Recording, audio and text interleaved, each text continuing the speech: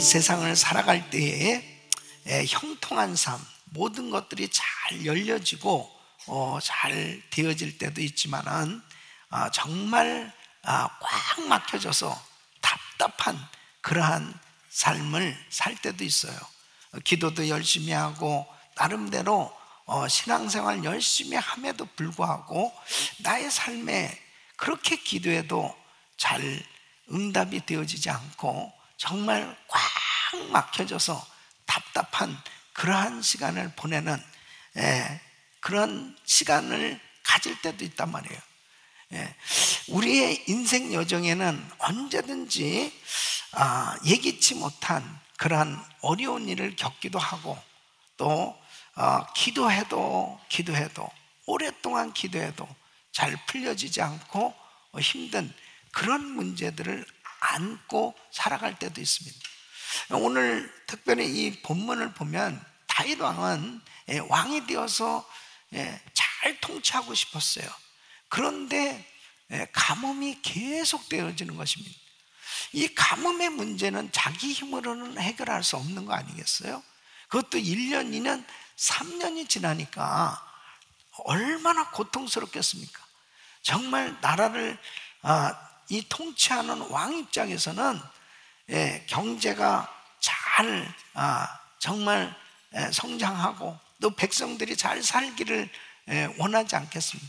그런데 너무나 꽉 막혀서 이 가뭄의 문제로 인해서 너무 고통스러운 그런 시간을 갖게 됩니다. 그때에 하나님께서 왜 그렇게 꽉 막혀진 그런 문제가 있어야만 했느냐 하는 그 이유를 알려주시는 거예요.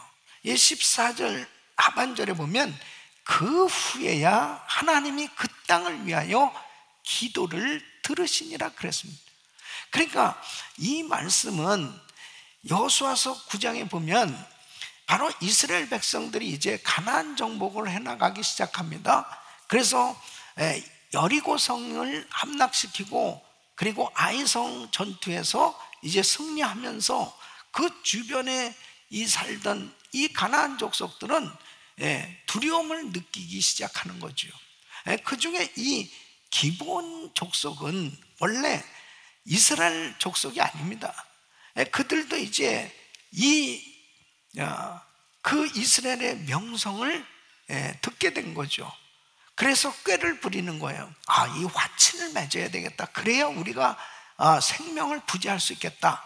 그래서 이제 사신으로 위장을 해서 이 여호수아에게 오는데 멀리서 아주 먼 거리에서 온 사람처럼 그 옷도 해지은 옷을 입고 신도 아주 낡은 신을 신고 그리고 곰팡이 난 떡을 준비를 해가지고 이렇게 멀리서 오다 보니까 이 떡도 이렇게 쉬고 곰팡이까지 났습니다.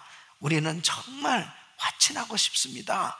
그러니까 여호수아가 기도도 해보지 않고 그냥 이해가 된단 말이에요. 그래서 당신들의 생명을 해하지 않겠다. 그래서 하나님 앞에 맹세를 해요. 이 기브온 족속하고 맹세를 하면서 절대로 당신들을 살려주겠다라고 그렇게 하나님 앞에 언약을 맺었단 말이에요. 그랬는데 바로 이 사울은 이 기브온 이 족속들을 학살을 하게 됩니다. 그러니까 그 죄 때문에 이렇게 기근이 계속 되어진다라고 하는 사실을 알게 된 거죠.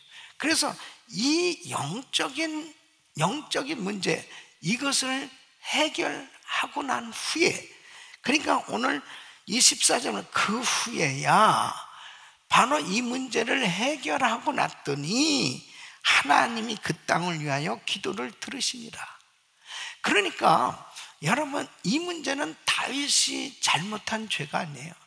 그럼에도 불구하고 바로 이 문제들을 영적인 방법으로 풀어야 됐기 때문에 다윗은 하나님 앞에서 이 문제를 어떻게 풀어야 되는지 깨닫게 되었고 그것을 해결하고 났더니 꽉 막힌 문제가 저절로 풀려진 것을 말씀하고 있습니다.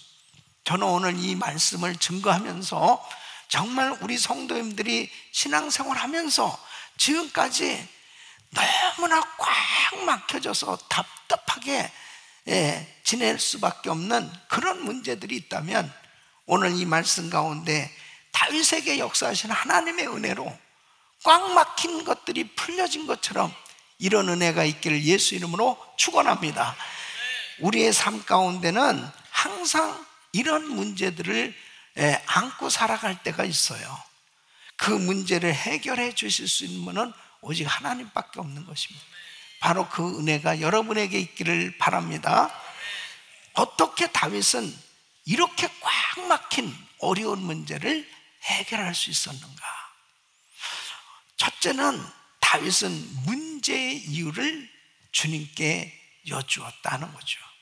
그래서 1절 말씀을 보면 다윗의 시대에 년부년 3년 기근이 있으므로 다윗이 여호와 앞에 간구하매, 하나님 앞에 물어봤단 말이에요. 이렇게 3년 동안 기근이 계속되었다고. 그러니까 하나님께서 말씀하시는 거예요. 여호와께서 가라사대 때 이는 사울과 피를 흘린 그 집을 인함이니 저가 기브온 사람을 죽였음이니라 하시니. 그러니까 그 문제가 어떻게 정말 해결해야 될 것인지, 그 문제의 이유에 대해서 구체적으로 말씀을 주시는 겁니다.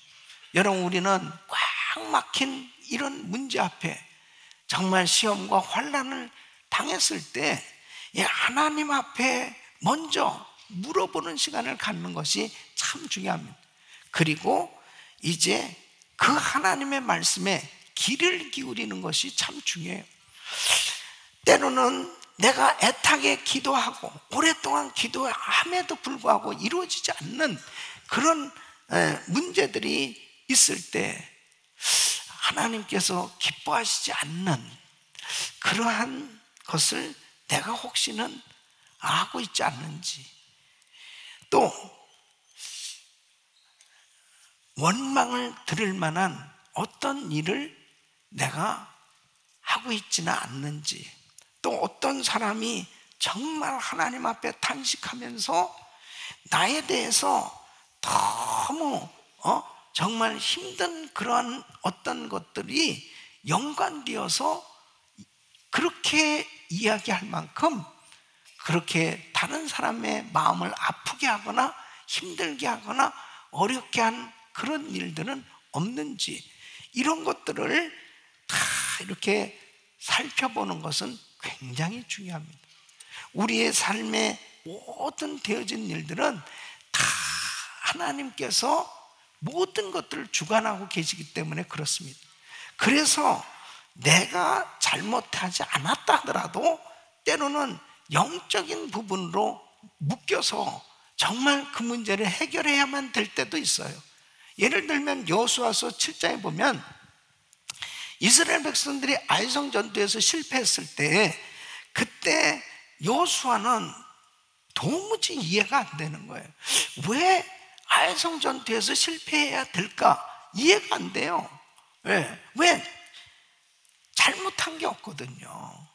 그때 하나님 앞에 기도하니까 바로 아간의 죄를 가르쳐 주시는 거예요. 그 아간의 죄 때문에 아이성 전투에서 실패한 이스라엘 백성들의 이 거룩한 성전이어야 되기 때문에 하나님께서 친히 싸워주시는 전쟁이기 때문에 하나님 앞에 잘못된 것들이 처리되어야만 했어요. 그래서 그 아간의 죄가 처리되니까 아이성 전투에서 승리할 수 있었단 말이에요. 여러분, 우리는 항상 하나님 앞에 어떤 문제의 이유를 물어볼 수 있는 그런 시간을 갖는 것은 참 중요한 겁니다. 그래야 답답한, 정말 안타깝게 확 막힌 문제도 주님이 한순간에 풀어줄 수 있는 거예요. 예? 믿습니까? 다윗도 역시 마찬가지로 이렇게 3년간 기근이 오고 이런 여러 가지 계속 꽉 막힌 문제를 하나님 앞에 물어봤을 때 바로 기브온 사람들을 이렇게 죽인 그 죄를 깨닫게 해주셨단 말이에요. 그 원인을 안다는 것이 얼마나 중요한지 모릅니다. 여러분, 우리는 항상 하나님 앞에 정말 뭐가 잘못됐는지를 깨닫는 것이 이게 기도거든요. 하나님의 은혜를 받는다는 것은 내가 뭘 잘못했는지를 바로 깨닫는 것이 은혜예요. 그럴 때 모든 것들을 해결해 주실 수 있는 하나님의 은혜가 임하는 줄로 믿습니다. 다니엘도 마찬가지. 자기 민족의 죄를 끌어안고 회개하면서 기도를 합니다. 다니엘서 9장 19절 20절 주여 들으소서, 주여 용서하소서, 주여 들으시고 행하소서, 지체치 마옵소서. 나의 하나님이여, 주 자신을 위하여 하시옵소서. 이는 주의 성과 주의 백성이 주의 이름으로 일컫는 바 됨이니이다. 내가 이같이 말하여 기도하며 내 죄와 및 내 백성 이스라엘의 죄를 자복하고 내 하나님의 거룩한 산을 위하여 내 하나님 여호와 앞에 간구할 때에, 이렇게 하나님 앞에 자신의 죄를 자복하고 이스라엘 백성들의 죄까지 하나님 앞에 회개할 때 하나님께서 다니엘에게 장차 메시아를 보내셔서 이스라엘을 회복시켜 주실 것, 인류 구속 역사를 하실 것에 대해서 말씀을 주신 것을 보게 됩니다.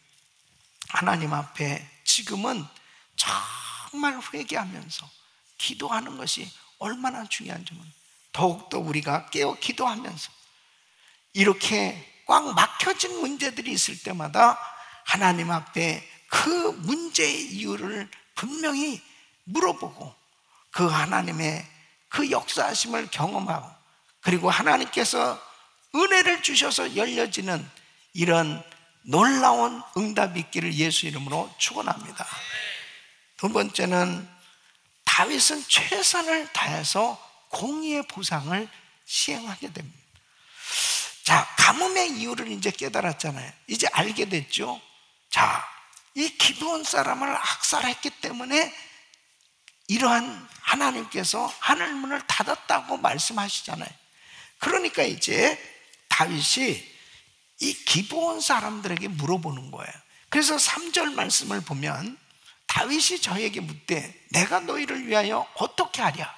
내가 어떻게 속죄하여야 너희가 여호와의 기업을 위하여 복을 빌겠느냐?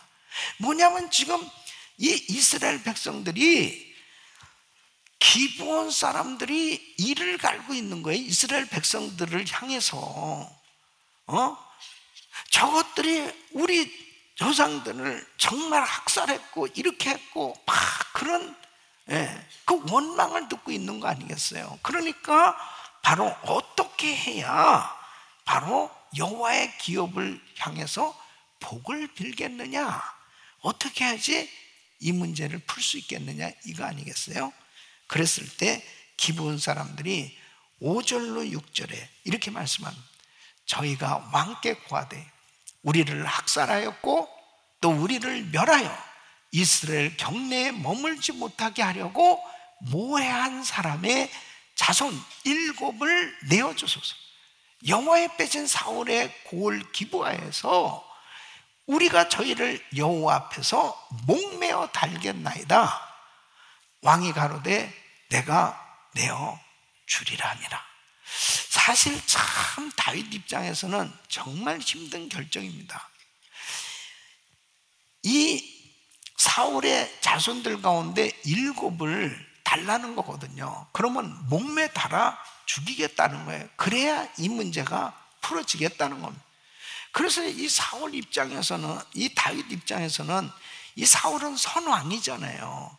그러면 지금 이런 영적인 이 문제로 해결해야 된다는 것을 이 백성들 알지 못하는 이 사람들은 와, 이 다윗 왕이 이 선왕의 후손들을 막 죽이네, 막 그렇게 악소문을 낼 수도 있어요. 그 참 고통스러운 것이란 말이에요.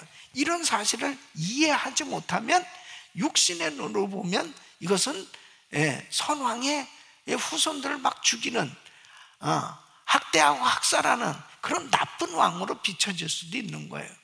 그러나 다윗은 이 가뭄의 이유를 분명히 알았고, 그 다음에 이게 하나님의 뜻이라는 것을 분명히 알게 됐어요. 그래서 이제 그 사울의 자손 7을 이제 선택해서 내어주는데, 그 중에 요나단의 자손은 뺍니다. 이것도 역시 다윗이 요나단하고 같이 언약을 맺은 게 있어요. 요나단의 자손과 다윗의 자손이 동맹을 맺는, 그렇게 같이 함께 언약을 맺은 약속이 있어요. 그 약속을 기억하고, 그러니까 참 우리가요, 신앙생활 하면서 정말 하나님 앞에 약속한 거나 사람의 약속한 것에 대해서 이 진실한다는 게 참 중요한 거예요. 그것을 다윗은 기억하고 있었단 말이에요.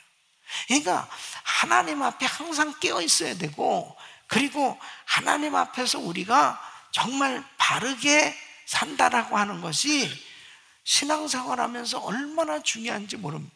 그러니까 이 문제를 깨닫게 되었을 때, 자, 이것을 지금 해결하기 위해서 사울의 7 자손들을 내어주는 거예요. 자, 이것은 영적으로 묶인 일, 이것을 이제 해결하는 방법이잖아요. 여러분, 우리의 삶에도 역시 마찬가지예요. 만일 영적으로 묶인 일이라고 하나님이 보여주신다면은 우리 역시도 아파도 힘들어도 어려워도 순종해야 되는 거예요. 순종해야 된다고. 그러니까 14절 하반절에 보면 그 후에야 하나님이 그 땅을 위하여 기도를 들으시니라. 하나님이 기도를 들으시네. 그 후에야, 이것을 처리하고 났더니 하나님께서 이제 순종한 이스라엘에 하나님께서 그 꽉 막혔던 문제를 풀어주셨다. 여러분, 마태복음 18장 18절에 보면 진실로 너희로 이르노니 무엇인지 너희가 땅에서 매면 하늘에서도 매일 것이요 무엇인지 땅에서도 풀면 하늘에서도 풀리리라. 그러니까 풀어야 풀려지는 역사가 일어난다니. 그러니까 여러분, 마태복음 5장 23절 24절에 이렇게 말씀합니다. 그러므로 예물을 제단에 드리다가 거기서 내 형제에게 원망 들을 만한 일이 있는 줄 생각나고, 예물을 제단 앞에 두고, 재물을 가져가면 안 돼요. 제단 앞에 두고 먼저 가서 형제와 화목하고 그 후에 와서 예물을 드리라. 그 예물을 하나님이 앞에 드리는 거잖아요. 그러니까 하나님이 받으셔야 되는데 형제와 불화가 되어지면은 그거부터 풀라는 거예요. 아멘. 이게 너무너무 중요한 것입니다. 이것이 참 힘들어도 하셔야 돼. 어려워도 해야 돼요. 자존심 체면을 다 버리고 해야 된다니까, 이걸. 예? 여러분 마음에 막 걸려있는 사람, 정말 불편한 관계, 이거를 풀어야 되는 겁니다. 베드로전서 3장 7절에 보면 남편 된 자들아 이와 같이 지식을 따라 너희 아내와 동거하고 저는 더 연약한 그릇이요 또 생명의 은혜를 유업으로 함께 받을 자로 알아 귀히 여기라. 이는 너희 기도가 막히지 아니하게 하려 함이니라. 이 부부싸움이 되면 기도가 막힌다는 거예요. 그러니까 부부싸움은 물론 안 싸울 수는 없어요. 그런데 싸웠다면 화해를 하셔야 돼. 해가 지기 전에 분을 품지 말라고 그랬습니다. 이거 풀어야 된다니까. 사랑하는 성도 여러분, 우리는 어떤 면에서 보면 이렇게 정말 신앙생활 하면서도 그렇게 불편한 사람이 많고, 그렇게 원망 들을 만한 일이 많고, 그렇게 힘든 일이 생겨지는 그런 세대 가운데 우리가 살고 있다고도 볼 수 있잖아요. 그런데 그냥 그것이 지나가면 안 된다는 거예요. 오히려 어떤 면에서 보면 꽉 막혀진 문제가 있었기 때문에 다윗이 더 심각하게 깊게 기도함으로 하나님의 음성을 듣고, 아, 이게 이유였구나 하는 것을 안다는 것 자체가 사실 은혜였던 것처럼, 사랑하는 성도 여러분, 사실 어떤 면에서 나에게 정말 꽉 막혀진 그 문제, 해결되지 않는 그 문제를 하나님이 허락하셨다면 혹시라도 나를 돌아볼 수 있는 그런 기회가 될 수 있고, 하나님의 음성을 들을 수 있는 기회가 될 수 있다면 근본적인 문제가 풀려질 줄로 믿습니다. 다 푸셔야 돼. 다 푸셔야 돼요. 세 번째는, 다윗은 공의를 행하면서도 긍휼함을 잊지 아니하였습니다. 이것은 사랑으로 말씀을 실천하는 거였습니다. 오늘 이 본문 말씀을 보면은 이제 이 사울의 이 자손들이 목매달려 그 죽임을 당한 가운데 리스바라고 하는 이 사울의 첩이 있어요. 그 두 아들도 역시 목매달려 있는 거예요. 이 리스바는 그 목매달려 있는 두 아들 곁을 떠나질 않는 거예요. 낮에는 태양빛이 장렬하고 밤에는 그 사막의 추위가 엄청나게 추운 그 가운데서도 이 여인은 자식 사랑 때문에 떠나지 않는 거예요. 얼마나 이 마음이 괴롭겠습니까? 사실은 그 자식이 잘못한 죄도 없는데 목매달려 있는 그 자식 앞에 눈물을 흘리면서, 낮에는 새들이 그 시체를 향해서 올 때 쫓고, 밤에는 들짐승으로부터 이 시체를 지키기 위해서 그 여인이, 참 어머니의 사랑은 대단한 거예요. 그것을 무려 봄부터 가을까지 6개월 기간 동안 그곳을 떠나지 않고, 이 소식이 다윗에게 들려진 겁니다. 그때 다윗이 이 소식을 듣고 마음이 뭉클했습니다. 그래서 이제 사울의 뼈, 그 다음에 요나단의 뼈, 이 뼈를 가져오도록 해서 이 사람들의 이 유구를 수습해가지고 국장을 치러줘요. 그러므로 정말 그 긍휼히 여기는 그 마음, 이 다윗의 이 긍휼히 여기는, 공의를 베풀면서도 긍휼함 있는 그 불쌍히 여기는 그 마음을 하나님이 기뻐하셨다는 거예요. 여러분, 우리는 신앙생활하면서 참 중요한 것이 남의 어려움을 마음 아파할 수 있는 이 긍휼한 마음, 이 불쌍히 여기는 이 마음을 하나님이 기뻐하시는 줄로 믿습니다. 우리 사랑하는 성도 여러분, 정말 복음이 뭡니까? 복음은 공의와 사랑이에요. 공의의 하나님, 사랑의 하나님. 바로 죄 삭은 사망이요, 죄 때문에 모든 인간은 망하게 된 거예요. 그래서 하나님은 사랑이시라 처방으로 예수 그리스도를 이 땅에 보내주셨고, 예수님께서 십자가에서 죽으심으로 누구든지 그 죄인 어떤 죄를 지었어도 예수를 믿으면 그 죄사함을 받게 되고 영원한 생명을 얻게 되는 줄로 믿습니다.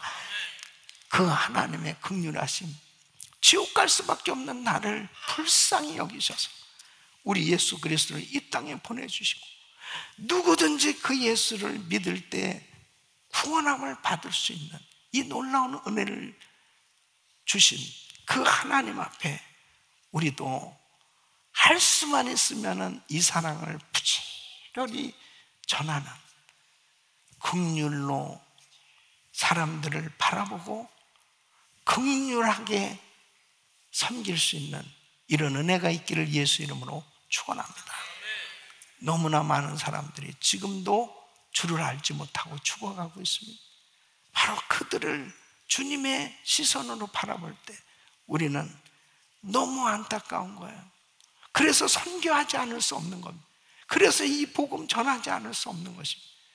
하나님 앞에 긍휼함을 가지고 이 복음을 전할 수 있기를 예수 이름으로 축원합니다. 하나님 앞에 나는 긍휼을 어떻게 실천하고 있는가? 여러분, 뉴욕의 유명한 시장이었던 라과디아라는 분이 있습니다. 뉴욕에 가시면 라과디아 에어포트가 있죠. 이분이 원래 판사였습니다. 어느 날 한 노인이 빵을 훔치다가 걸렸습니다. 그래서 재판을 받게 되었습니다. 라과디아가 이렇게 물어봅니다. 영감님은 왜 빵을 훔쳤습니까? 저는 돈이 없고 너무 배가 고파서 이 빵을 훔쳤습니다. 빵을 훔친 것은 10불에 해당되는 벌금을 내야 됩니다. 10불 벌금형을 때렸습니다. 그리고는 자기 주머니에서 지갑을 꺼내서 이 10불을 주면서 이것이 바로 당신이 그렇게 굶주려서 거리를 헤맬 때 나는 편안하게 실컷 좋은 음식을 먹은 그 벌금으로 배불리 먹은 벌금입니다. 이게 10불입니다. 그러면서 중절모를 벗어서 그 재판장의 서기한테 주면서 자, 여러분들 가운데서도 저처럼 이리 배고파서 길거리를 배회하면서 빵을 훔칠 만큼 이렇게 어려운 사람이 있는데도 배불리 먹은 그런 벌금을 똑같이 낼 사람 여기다가 넣으시오. 그러면서 돈을 걷었더니 47불이 거쳐져서 그 노인한테 주면서 이제 가라고 그래요. 그 노인이 47불을 받아서 눈물을 흘리면서 갔다는 거예요. 그 긍휼한 마음이 사람을 살리는 겁니다. 긍휼한 마음이 없이 우리가 신앙생활 공의만 있으면은 너무 삭막한 거예요. 저 사람은 저게 잘못됐고 저 사람은 저게 잘못됐고 그래서 내 교회 안에는 너무너무 삭막한 거예요. 공의는 당연히 있어야 돼요. 그러면서도 주님처럼 긍휼히 우리를 여기셔서 우리를 안아주시는 그 사랑으로 성도들 여러분들의 삶이 그렇게 이웃들을 향해서 손을 펴고 긍휼을 베풀 때 많은 영혼 살리게 될 줄로 믿습니다. 우리 사랑하는 성도님, 어떤 면에서 보면 나의 삶에 꽉 막힌 문제, 도무지 기도해도 해결되지 않는 것 같은 그런 문제가 우리 앞에 있다면 그것은 하나님의 음성을 들을 수 있는 좋은 기회라고 생각합니다. 절대로 하나님은 어떤 환경 가운데서도 다 열어주실 수 있는 능력이 하나님인 줄 믿습니다. 꽉 막힌 문제가 확 풀려지고 정말 하나님 앞에 아름답게 쓰임받는 여러분 삶이 되시기를 예수 이름으로 축원합니다.